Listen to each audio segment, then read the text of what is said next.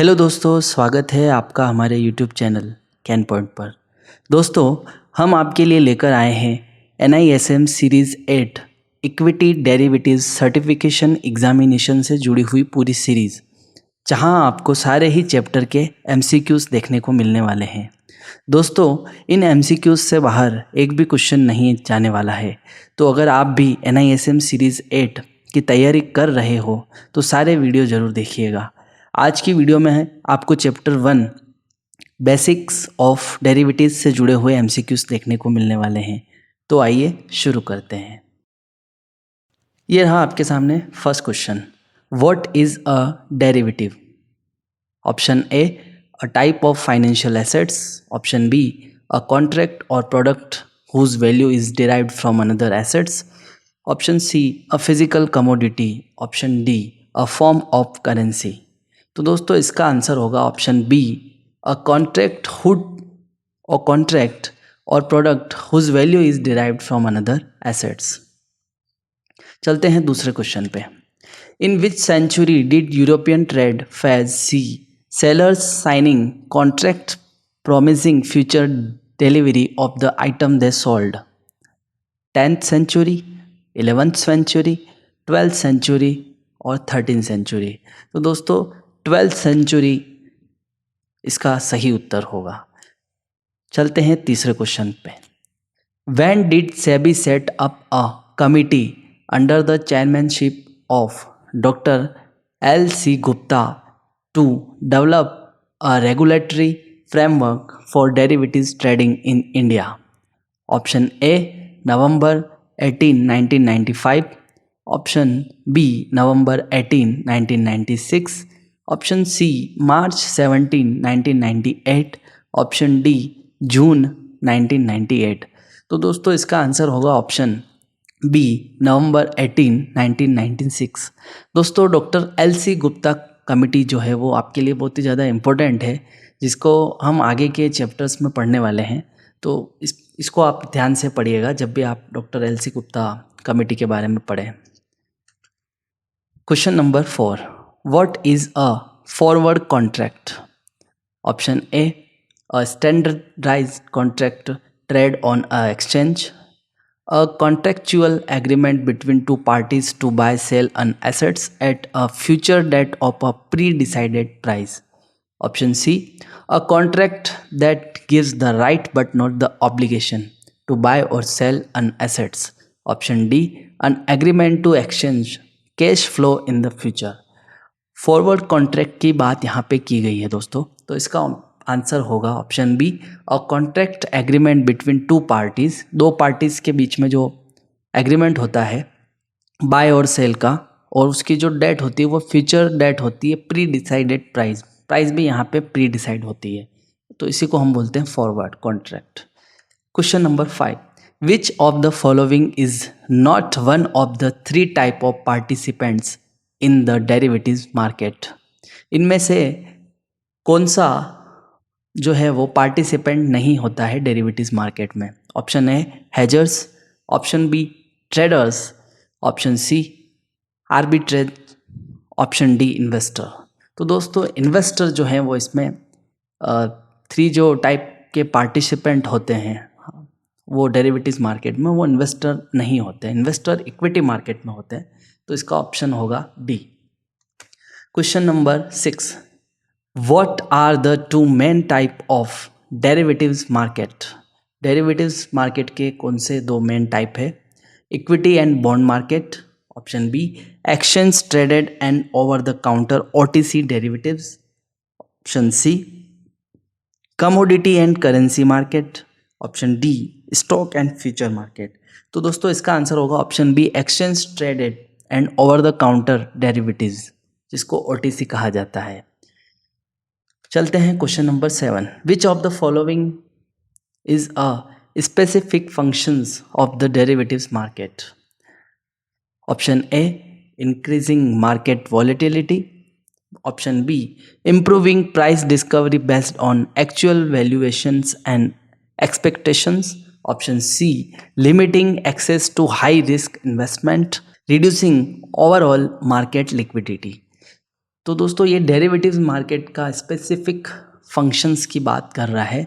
तो specific function होता है option B, improving price discovery based on actual valuation and expectations. Question number 8, what type of risk is associate with the default of a counter party in a derivatives transactions. Option A price risk, option B liquidity risk, option C counter party risk, option D operation risk. तो दोस्तों इसमें जो risk रहता है वो risk रहता है counter party risk. Option number C इसका सही आंसर होगा।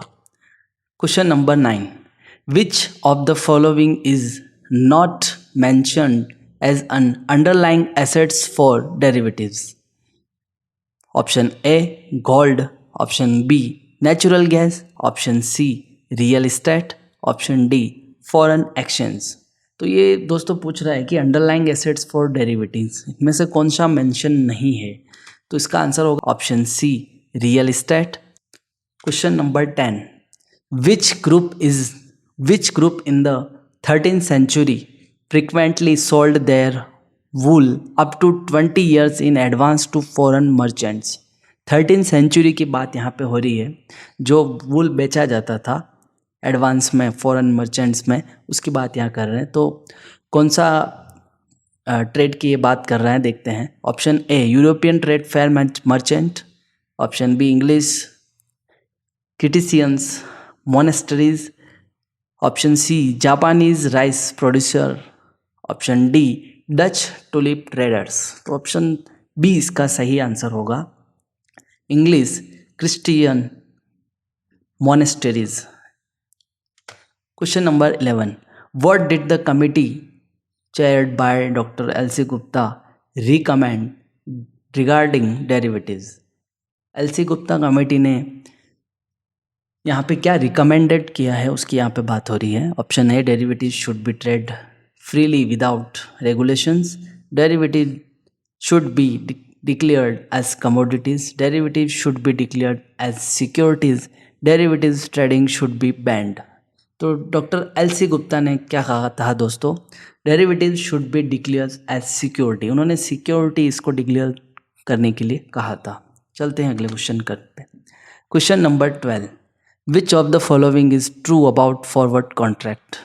Option A they are standardize and trades on exchange, B they are negotiate directly between two parties and customized, option C they give the buyer the right but not the obligation to buy or sell the underlying assets, option D they are similar to option in term of their structure। तो दोस्तों इसका सही answer होगा option number B, they are negotiate directly between two parties and customized। यहाँ पे forward contract की बात की गई है। Question number 13, who use derivatives to reduce their risk associated with the price of underlying assets। Option A hedgers, option B traders, option C arbitrageurs, option D brokers। तो यहाँ पर ऑप्शन ए इसका सही उत्तर होगा, hedgers की यहाँ पे बात की गई है। Question number 14, which type of derivatives market is described as not being a physical marketplace but a collection of broker dealer scattered across the country। Option A exchange traded derivatives, option B over the counter derivatives, option C commodity market, option D currency market. तो दोस्तों इसका सही उत्तर होगा option B over the counter derivatives। Question number 15, how does the derivatives market assets in risk management। option A by increasing the exposure to risk for all participants, option B by enabling the transfer of various risk to participant with a high risk appetite, option C by eliminating the need for risk management, option D by concentrating risk in the hand of a few large institutions। तो दोस्तों इसका सही उत्तर होगा option B by enabling the transfer of various risk to participants with the high risk appetite. Question number 16. What type of risk involves a loss on position due to price movement? किस type का risk involve होता है loss on position due to price movement? Counter party risk, price risk, liquidity risk, legal और regulatory risk. तो दोस्तों इसका answer already mention है, option B price risk इसका सही उत्तर होगा। Question number 17. Which category of underlying assets includes crude oil? Crude oil को कौन सी यहाँ पर बताया गया, which category of underlying assets include, crude oil को कौन से अंडरलाइंग एसेट्स में शामिल किया गया है, कौन सी कैटेगरी में? Metal, option A, option B energy resources, option C agri commodities, option D financial assets. तो दोस्तों पता है आपको क्रूड ऑयल को हम जो है वो एनर्जी रिसोर्सेस में शामिल करते हैं। Question number 18. The speculative boom in tulip futures in Holland occurred during which period? यहाँ पर हॉलैंड में जो बूम हुआ था टुलिप फ्यूचर्स में, उसकी बात की जा रही है कि कौन से पीरियड में हुआ था वो। तो इसका सही उत्तर होगा 1634, 1637, ऑप्शन सी इसका सही उत्तर होगा दोस्तों। Question number 19.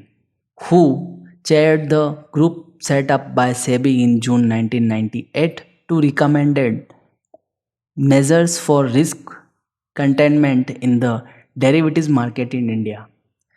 तो यहाँ पे उस समिति की बात की जा रही है कि उस समिति के जो हैं वो अध्यक्ष कौन थे, उसकी बात यहाँ पे की जा रही है।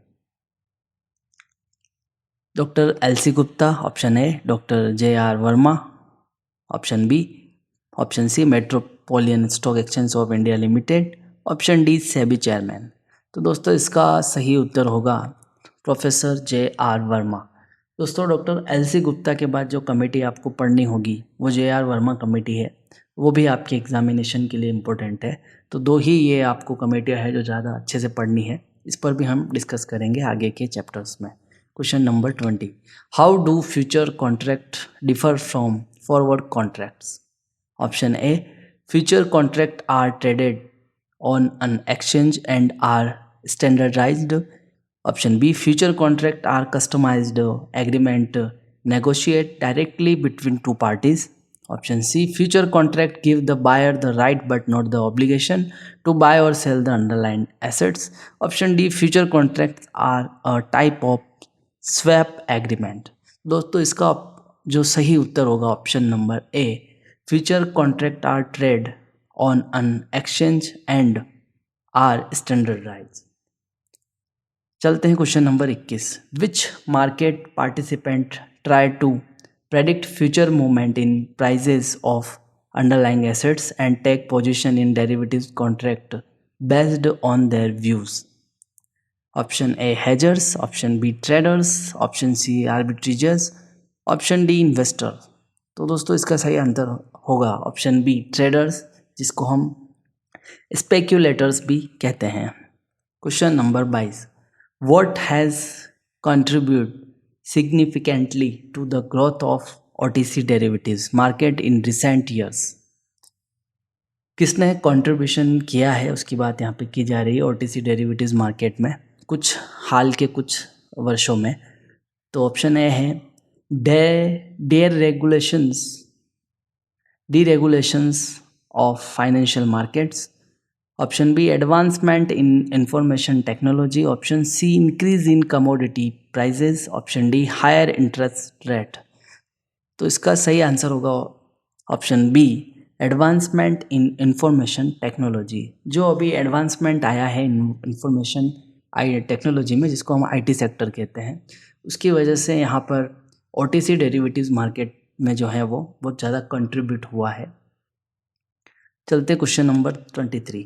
Who are the market participants that typically want to transfer risk in the derivatives market? Option A, speculators. Option B, hedgers. Option C, arbitrageurs. Option D, brokers. तो इसका सही उत्तर होगा दोस्तों option B, hedgers. Question number 24. Which risk is related to the inability to exit a position in the derivatives market? Option A operational risk, option B counterparty risk, option C liquidity risk, option D price risk. यहाँ पर inability to exit a position derivatives market की बात की जा रही है यहाँ पे, तो इसका सही उत्तर होगा दोस्तों लिक्विडिटी रिस्क, जो हमेशा रहता है उसकी यहाँ पे बात हो रही है डेरिवेटिव्स मार्केट में। Question number 25. Which of the following is an example of an agricultural commodity mention as an underlying assets? यहाँ पे एग्रीकल्चर कमोडिटी की बात की जा रही है कि इनमें से कौन सा उदाहरण एग्रीकल्चर कमोडिटी का है। Option A nickel, option B coffee, option C electricity, option D bonds. दोस्तों निकल जो होता है वो आपके मेटल की कैटेगरी में आता है, इलेक्ट्रिसिटी एनर्जी के अंदर आता है, बॉन्ड नहीं आता है। यहाँ पे जो इसका सही उत्तर होगा वो होगा दोस्तों कॉफ़ी, जो होता है वो एग्रीकल्चर कमोडिटी के अंदर आता है। तो दोस्तों ये थी हमारी NISM सीरीज़ 8 का चैप्टर 1 से जुड़े हुए MCQs। आगे आपको सारे ही चैप्टर से MCQs देखने को मिलने वाले हैं दोस्तों। तो अगर ये वीडियो आपको पसंद आया हो तो इस वीडियो को लाइक करें, साथ ही हमारे चैनल को सब्सक्राइब करें। धन्यवाद।